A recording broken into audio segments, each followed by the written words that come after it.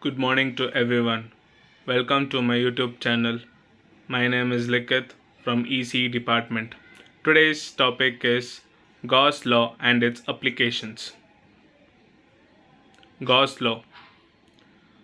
When the charge is at the center of the sphere, the electric field is everywhere, normal to the surface and constant in the magnitude.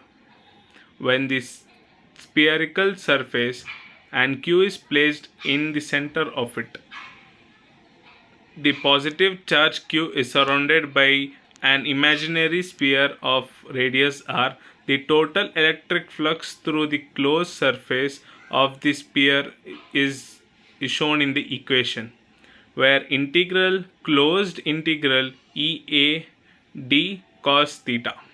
The electric field of the point charge is directed radically outward at all points on the surface of the sphere. Therefore, the direction of the area element dA is along the electric field E and theta is 0. So, closed integral EAD, since cos 0 is equal to 1, E is the uniform on the surface of the sphere.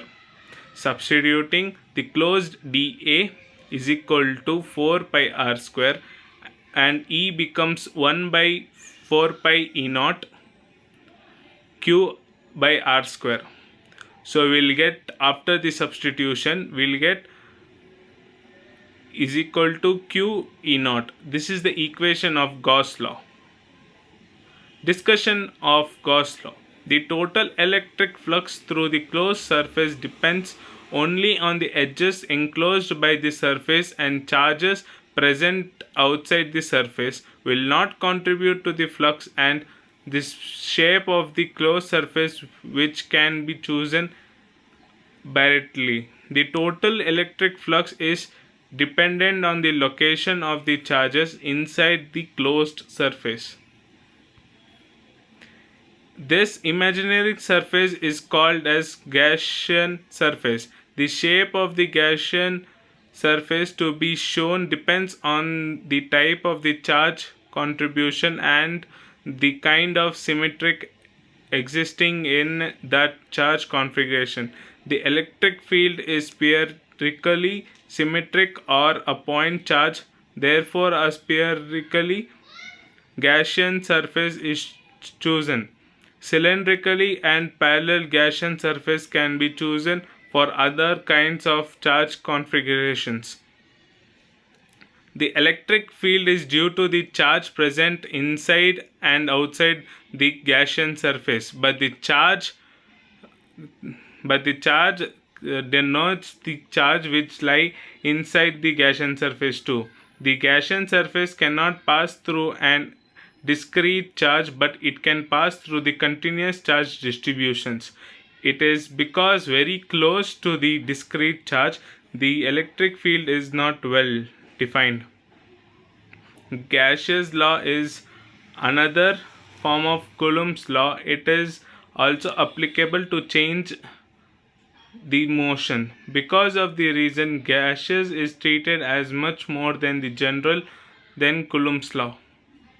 Applications of Gauss's law.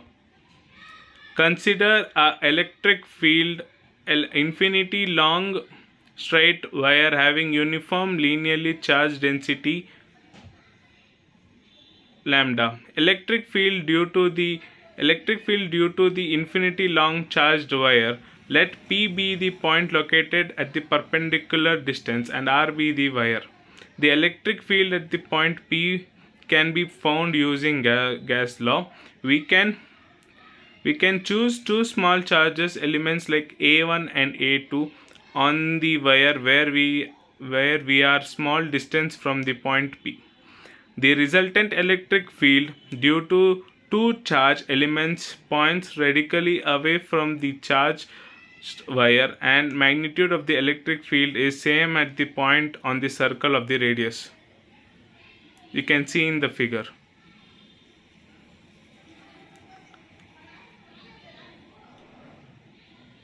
Let us choose a cylindrical gaseous surface of the radius r, and length L. The total electric flux in the total closed surface is calculated as the equation is given, where E bar is parallel to A bar, and for the top and the bottom surfaces, E bar is perpendicular to A and EA dA is equal to 0.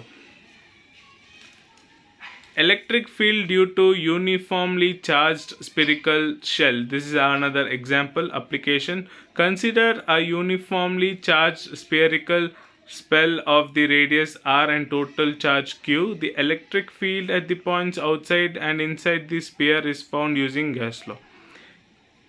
Case 1. At the point outside the shell r, small r should be greater than the capital R. Let us choose the P outside the shell at the distance r from the center, and the charge is uniformly distributed on the surface of the sphere.